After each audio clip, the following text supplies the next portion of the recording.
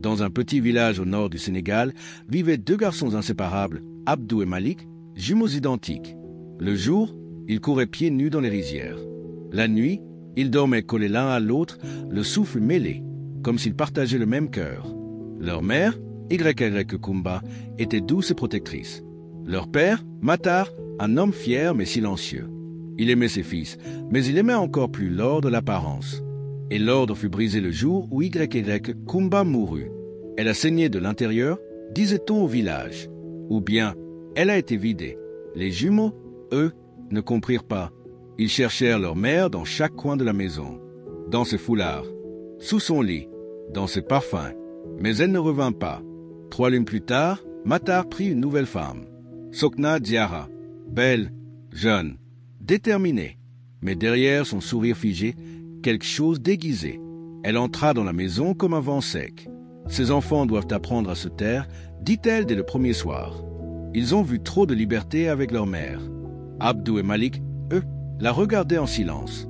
Ils dormaient désormais avec les yeux ouverts. Et le soir où Diarra entra dans leur chambre avec une corde, les tambours de la forêt se mirent à jouer. Ils furent séparés. Pour la première fois, et dans le ventre du silence, quelque chose se brisa. Ce soir-là, les jumeaux furent séparés. Abdou, l'aîné de quelques minutes, fut emmené par Sokna Diarra. Elle dit au père, « Celui-là est trop calme, trop silencieux. C'est dangereux. » Et sans que Matar ne dise un mot, elle l'envoya à Ndiarine, à un mot lointain chez une vieille parente. Malik, lui, resta, mais son regard devint vide, comme s'il ne respirait plus qu'à moitié. Il mangeait peu, ne jouait plus. Chaque nuit, il rêvait du bruit des sabots dans le sable, du souffle de son frère, de ses doigts mêlés aux siens. Mais au réveil, il n'y avait que le froid et l'odeur de corde. De son côté, Abdou vécut une autre forme d'effacement. Chez la vieille parente, on le faisait dormir dans l'enclos à chèvres. Il n'allait pas à l'école. On lui disait qu'il n'avait jamais eu de frère. « Tu es un enfant tombé du vent », disait la vieille. « Tu n'as que tes os pour t'en souvenir. » Pendant ce temps, Diarra s'installait. Elle imposa le silence, les prières, l'interdiction de parler de la mère défunte. Elle disait « Une femme enterrée n'a plus de nom. Seules les vivantes commandent. » Mais un soir, Malik parla enfin. Devant son père, il dit « Papa, pourquoi tu as coupé notre cœur en deux ?» Matar baissa les yeux. Et dans la pièce, une lampe s'éteignit toute seule. Les années passèrent, mais le lien entre Abdou et Malik ne mourut jamais. Ils avaient grandi loin l'un de l'autre, dans 2 mondes différents. Mais chaque nuit, ils rêvaient les mêmes choses. Des rizières rouges, un tam-tam qui saigne, et une corde qui se resserre. À Ndiarine, Abdou s'était endurci. Il taillait la pierre, chargeait du sable, travaillait comme un adulte. Mais le soir, en secret, il écrivait sur les murs en charbon. « Je sais que tu respires encore. » Puis il effaçait tout, parce qu'on lui avait appris que les souvenirs font trop de bruit. À la maison de Matar, Malik parlait de moins en moins. Sokna Diarra le surveillait comme une hyène. Un jour, elle le trouva en train de dessiner un autre visage d'enfant dans la poussière. « Qui est-ce » demanda-t-elle, la voix sèche. « Mon frère » murmura-t-il. Elle le gifla. « Fort, tu n'as pas de frère. Ce que ta mère t'a laissé, c'est le vide. » Mais cette nuit-là, elle fit un cauchemar.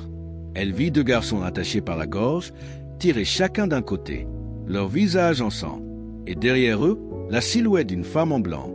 La voix murmurait « Ce que tu as séparé saignera jusqu'à toi. » Elle se réveilla en sueur, et dans la pièce, le visage de YY Kumba était dessiné à la craie sur le mur. Personne ne l'avait fait, et pourtant, il pleurait. Un matin, Abdou tomba sur un vieil homme près du puits de Ndiarine. Il le regarda longtemps et dit « Tu as les yeux de ta mère, mais tu portes l'ombre d'un autre. »« Je n'ai plus de famille, » répondit Abdou. « Tu mens, je le vois dans ton dos. Tu es un jumeau, mais quelqu'un t'a tranché à la racine. » Le vieillard lui raconta qu'il avait été ami avec YY Kumba, qu'elle était venue le voir juste avant de mourir, affaiblie, inquiète. Elle savait, elle sentait que quelque chose la mangeait de l'intérieur. Elle pensait que ce n'était pas une maladie, mais un vol. Ce soir-là, Abdou eut un rêve plus clair que tous les autres. Il vit Malik dans une maison sombre, agenouillé devant une tombe vide. Il pleurait, mais aucune larme ne sortait. Et derrière lui, la voix de Sokna Diarra. « Tu n'auras même pas son souvenir. » Abdou se réveilla en sursaut. et décida de partir. Il prit la route, à pied, sans sac, sans nom, mais avec une phrase dans le ventre. Ce qui a été divisé reviendra par le feu ou par le sang. Et ce qu'il ignorait, c'est que Malik aussi avait décidé de s'échapper. Et que, ce même matin-là, 2 frères marchaient l'un vers l'autre. Mais entre eux, il y avait une promesse brisée et une femme qui ne veut pas lâcher prise. Le soleil tombait quand Abdou arriva à l'entrée du village. Il reconnut les arbres, le bruit du vent entre les cases. Et surtout, le silence. Un silence pesant, comme si le village entier retenait son souffle. Il n'avait qu'un souvenir vague de la maison. Mais ses pieds le guidaient, comme s'il n'avait jamais oublié. Pendant ce temps, Malik fuyait. Il avait entendu Sokna Diarra parler dans son sommeil. Des mots flous, des menaces anciennes. S'il se retrouve, elle reviendra. Et moi, je disparais. Il comprit que ce n'était pas seulement leur séparation qu'elle avait voulu, mais la disparition de ce qu'ils étaient ensemble. Les 2 frères avancèrent, chacun de son côté. Et à la tombée de la nuit, au croisement du grand fromager mort, ils se retrouvèrent. Pas un mot, juste le bruit du vent. Puis un souffle. « C'est toi ?» Je suis toujours resté là. Mais à cet instant, la terre vibra. Un tambour lointain s'arrêta net. Et derrière l'arbre, Sokna Diarra apparut. Mais elle n'était plus vraiment elle. Son corps semblait étiré, sec, presque effacé. Ses yeux, vides. Elle leva la main et dit d'une voix qui n'était pas la sienne. Le sang divisé ne doit jamais se recoller. Sinon, elle revient. Abdou et Malik se regardèrent. Et pour la première fois, depuis l'enfance, se prirent la main.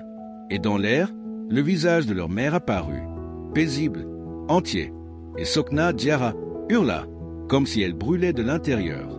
Le hurlement de Sokna Diarra déchira la nuit. Mais personne ne vint, pas même le vent. Son corps se tordit lentement, comme un chiffon vidé de son souffle. Ses pieds ne touchaient plus le sol. Son ombre s'effaçait derrière elle, comme si elle n'avait jamais été. Et quand elle disparut, le silence revint. Mais ce n'était plus le même silence. Abdou et Malik restèrent figés.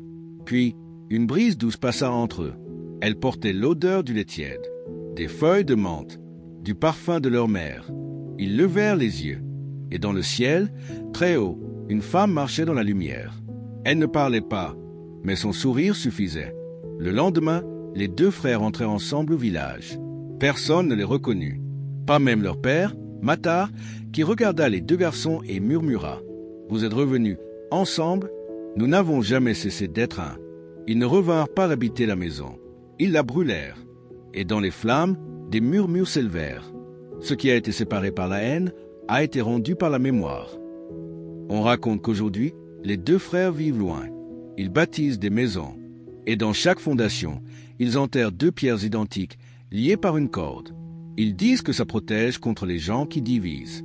Et quand on leur demande pourquoi, ils répondent simplement « parce qu'on est né d'eux et qu'on le restera ».